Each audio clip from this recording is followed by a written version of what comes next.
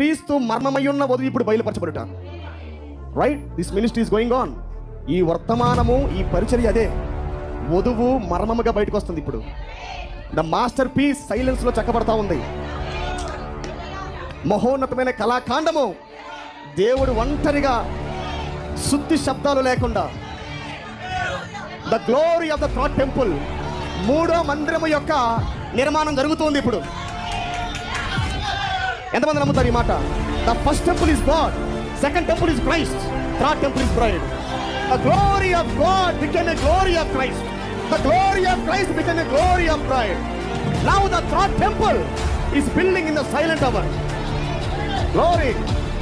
ఈ అరగంట నిశ్శబ్దంలో జరుగుతుంది ఏంటంటే, శుద్ధి శబ్దాలు లేకుండా, బహిరంగముగా ఎవరు చూసి శబ్దాలు చెప్పాల్సిన అవసరం లేదు. ఇప్పుడు ప్రవక్త అన్నాడు, పిల్లారా, ఎత్తబాటులో సింహాసనం మీద ఆ వధువు కూర్చున్నప్పుడంట, చాలా మంది ప్రజలు తీర్పు కొరకు వెళ్ళినప్పుడు వాళ్ళ సింహాసనం మీద ప్రజలు చూసి, వీరా ఎత్తబాటులో ఉన్నది, వీరా దేవుడికి కుడి పాశమును కూర్చొని ఉన్నది, వీరా మరణాన్ని చూడకుండా వచ్చింది అని వాళ్ళు ఆశ్చర్యపోతారట. ఎందుకు ఈ మాట పలికాడు ఆయన? ఎందుకు ప్రవక్తకి దేవుడు ఆ మాటలు పలికించాడు? శుద్ధి శబ్దాలు లేకుండా భూమి మీద ఆమె తయారైనది.